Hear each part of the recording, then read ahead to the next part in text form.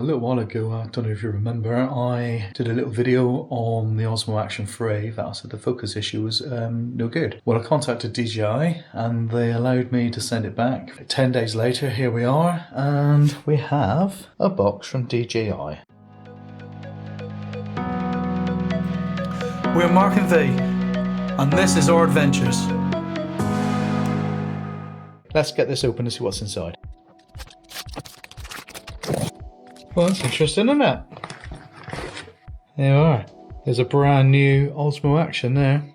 So that tells you something, people, doesn't it? We have a brand new Osmo Action 3. So the focus issue must be a real thing, because they would have repaired the original camera and sent it back, surely. Let's open up the box and see what's inside. So there you are. It comes with an extra cage in the camera. But there was no battery in there. I know I've got the batteries from the original one, but I didn't realise they sold a camera without a battery in it. And we'll just open it up there. I'm quite surprised at that. So maybe they've got a whole bunch of these ready made up. Well, here we are. We're going to go out and now test the new Osmo Action 3. I've set it up so currently it's on 4K 60 frames a second on Horizon Steady.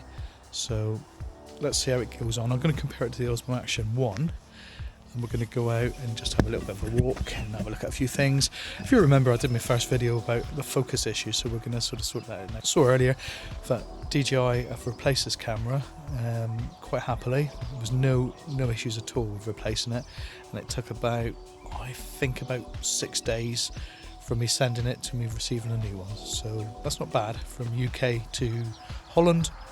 I'm back.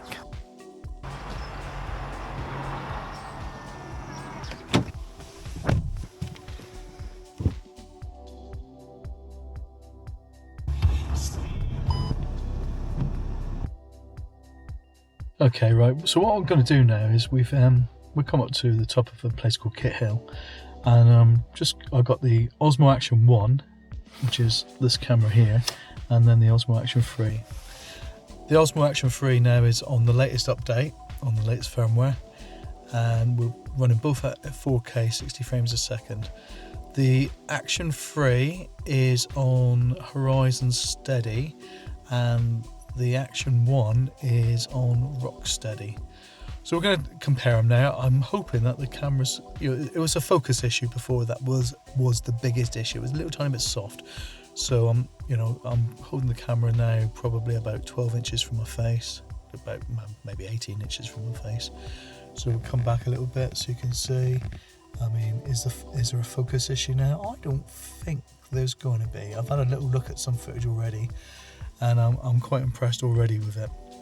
But let's go out, let's go for a walk, and then we can discuss it later back when we get back to my studio. Right, I did have them both on manual, but unfortunately, because I've got no ND filters with me, it's blowing out a little bit, so I've switched them both back to auto colour settings, auto exposure, so we'll go from there. So we are now going to compare the Osmo Action 3 with the Osmo Action 1, a camera that we know very well. And I'm really expecting the Osmo Action 3 to be far superior, but seeing is believing.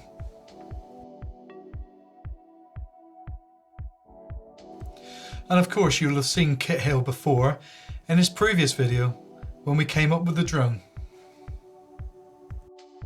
I'm going to walk around with both cameras mounted together on a pole, just like you'd be walking around in the streets if you're vlogging, so you get a proper natural feel for this camera and see what it looks like. There will be no gimbals used, it'll be all in-camera stabilisation. This is also going to help me because we're off to Indonesia and I'm going to go with a minimal kit, so I don't want to be taking too much because we're just literally going to have backpacks. So what camera kit I got is going to be a hassle. So we're just going to, I want to get the best, the minimum amount of equipment. So hopefully a action camera, a drone, and I may take a still camera as well. I say still camera. I may take my Sony ZV-10 as well because I'm really liking that, but I'm not getting good results yet.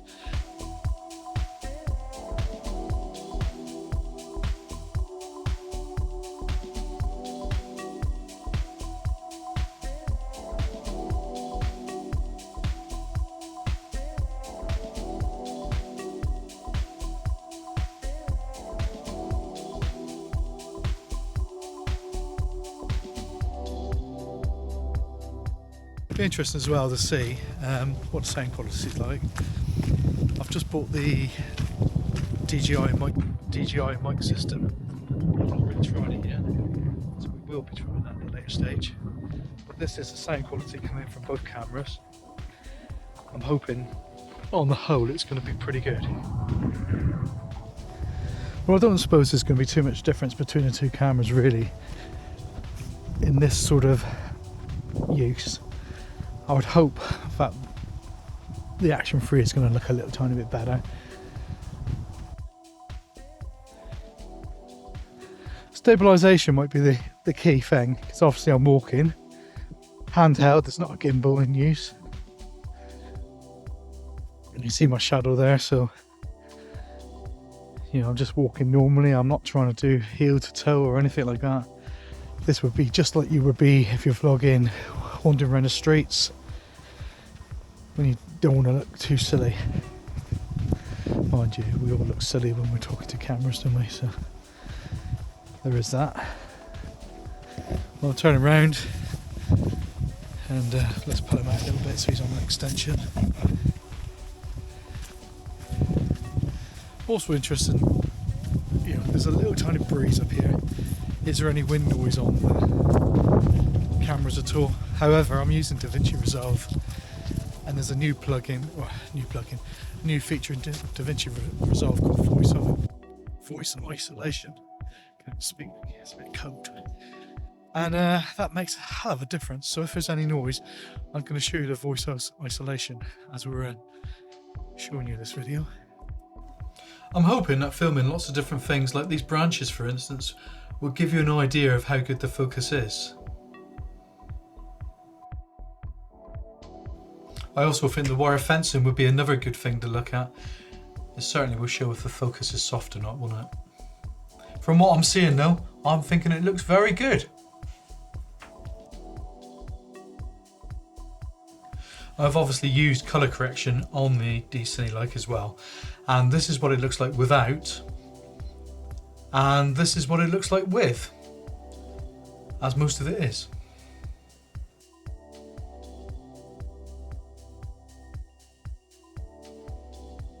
You can see the mist slowly clearing in the distance.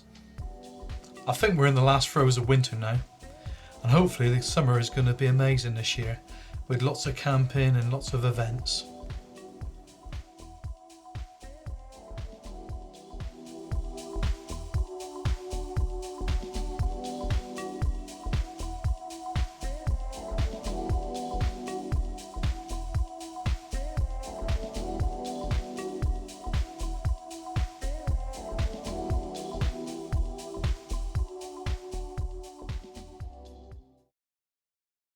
Well, I think it's time to warm up now we're back. I think we'll have a cup of coffee first, and then we'll go out and try and film some slow motion on the animals out there.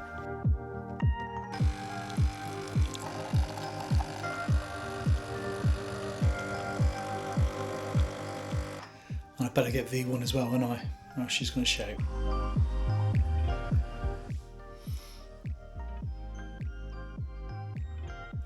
That's better. Starting to warm up now, then we'll go out and do that slow motion of some birds. I was looking out at the bird table and there's some birds out there, so hopefully we can film some of that in slow motion, just see what that looks like as well.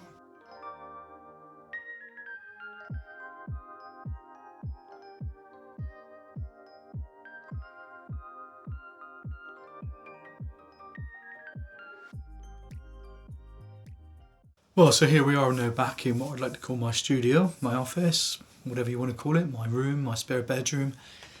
I call it my studio.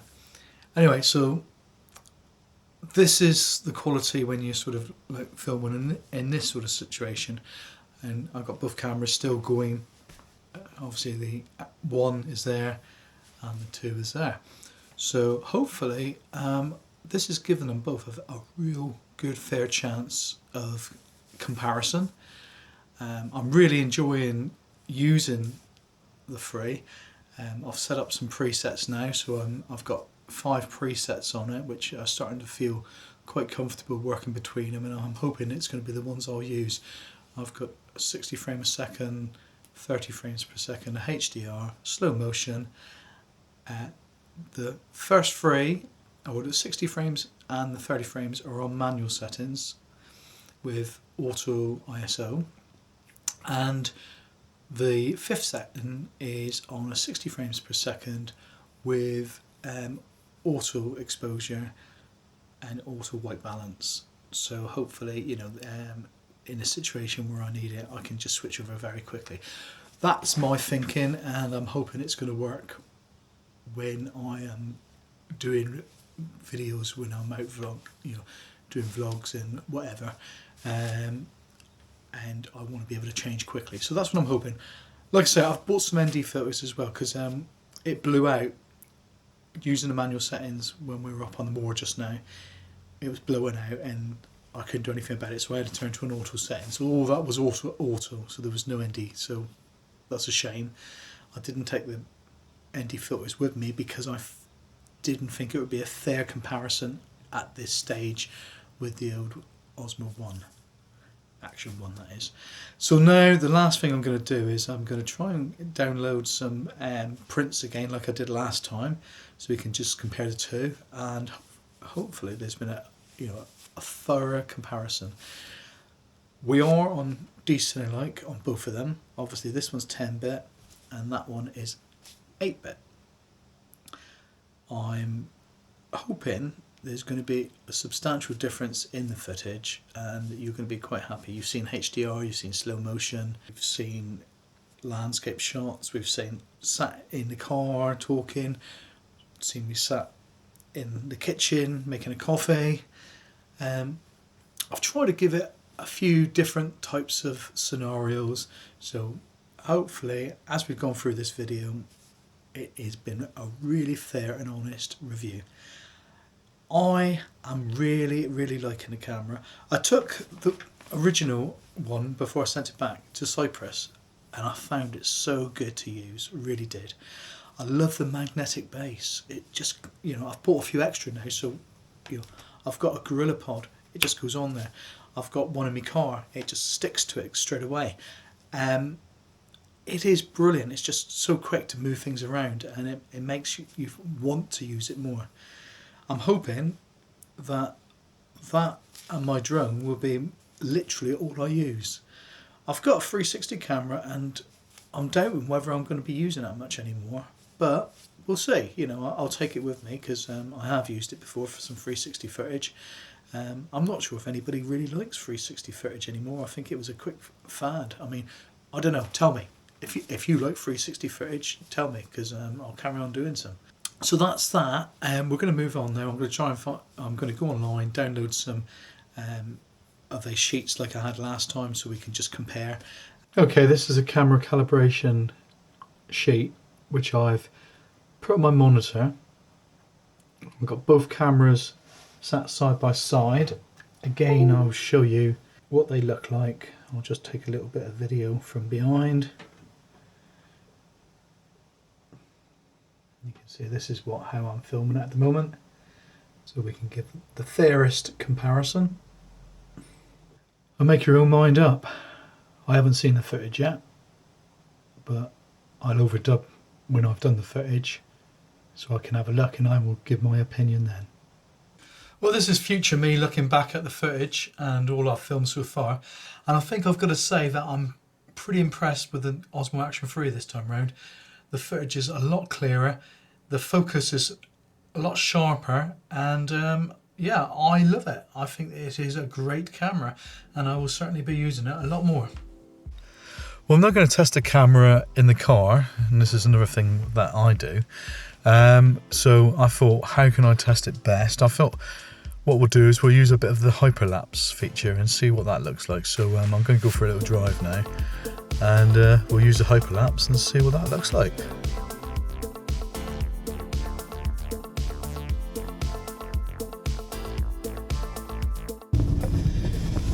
So we've done most things now with this camera. We've tried it in hyperlapse, we've tried it in decently, we've tried it, well, we're going to try it in slow motion again because I don't think the slow motion I did the other day really worked out okay, so we're going to try that again. Just come over here a minute.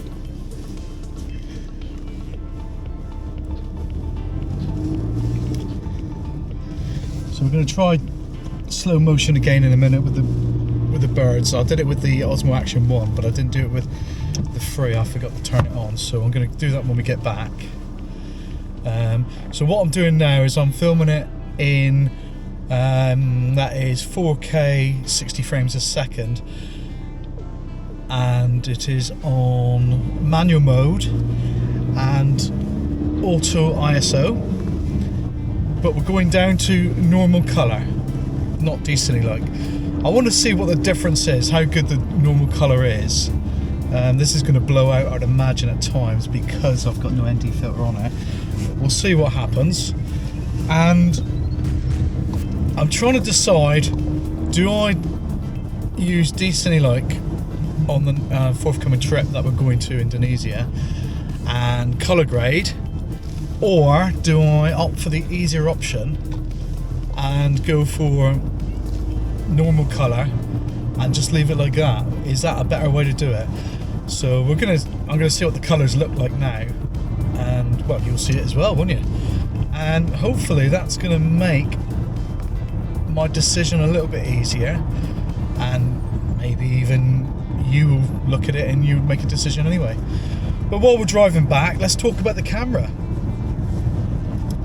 Well, as we said earlier, this is the second Osmo Action I've had, because the first Osmo Action had that focus issue. Now, what I'm seeing so far, I'm liking the look of the camera. The imagery looks great, and I'm going to put a bit of imagery from the Cyprus trip up against this, because that was on the original Osmo, or the Osmo Action 3, the original one I had, not the original Osmo Action, and we'll go from there. Now, what do I like about it? The magnetic clip, I'm using it, it's clipped onto a car mount in the car, and I've got the standard DJI handle there, and when I get at the car, it's literally on DJI Poe so quickly, so easily. It's a winner, it really is a winner.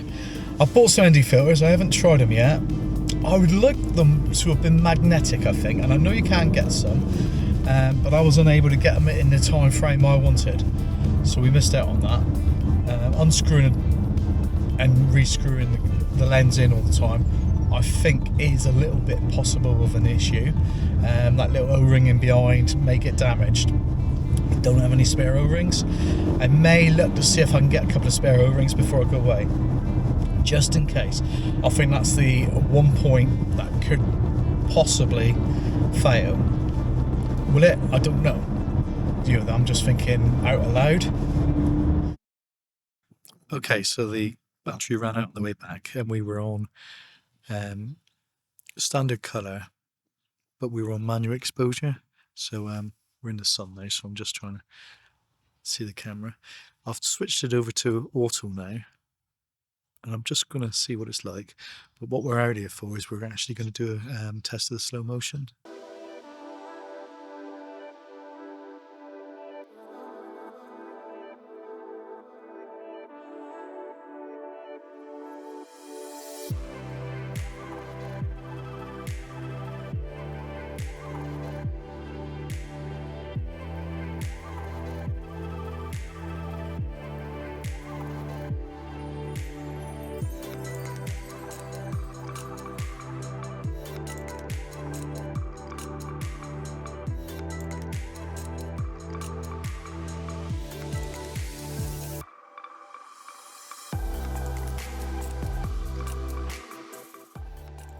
Of course, you set up a camera for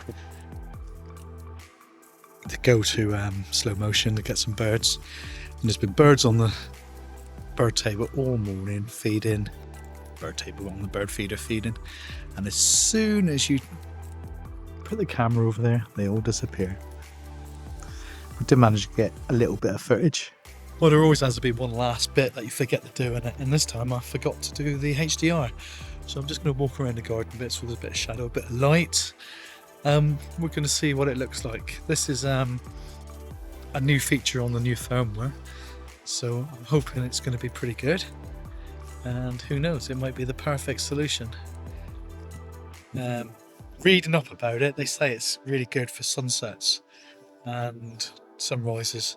And obviously we're going to see a lot of them when we're out there. We do see some quite good sunrises here. Yeah, sunrises. We do see quite good sunsets here as well. So I'm just walking around a little bit, seeing shadow and darkness and light. So I'm coming into the shadow now. And I'm going to walk back out because the sun's out. It's like a wintry sun. You get the idea. I'll turn around, put some plants in the background. The last thing I'm going to do here now is I'm matching two bits of footage together. One is the iPhone, and one is the Osmo Action 3, 4K, 60 frames a second, auto ISO. Just want to see how close they are.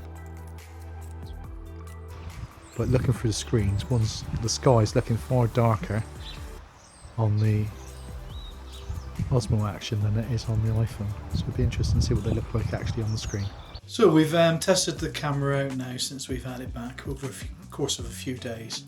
And I'm really, really liking it. I just cannot say enough good things about it. I really like it. After putting the presets in there, the camera is easy to work with. The touchscreen on the back and the front makes it just a joy to use. With the magnetic connector, you can have it on a little tripod, you can have it connected into your car, you can have it connected onto whatever device you want really quickly. I love it.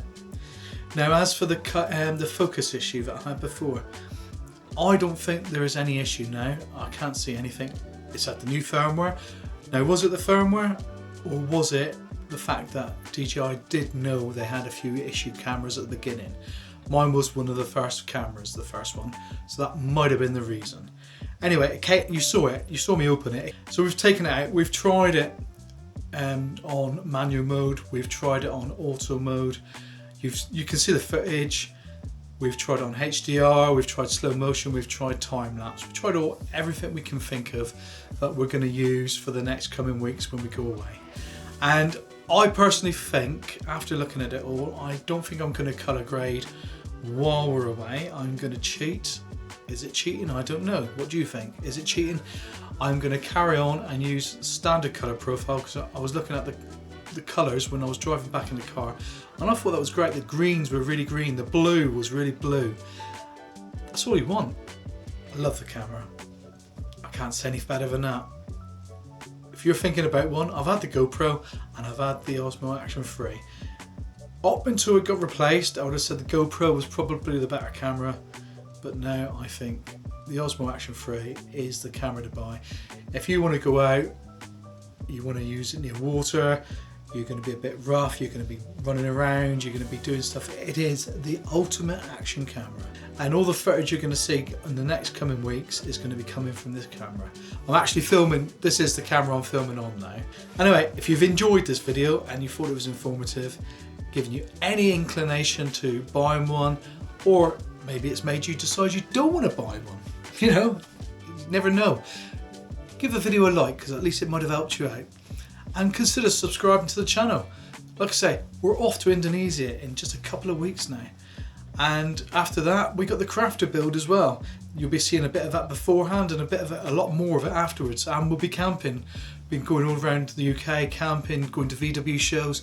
Lots happening this year. Subscribe, guys. Anyway, see you in the next video. Look after yourselves. Bye.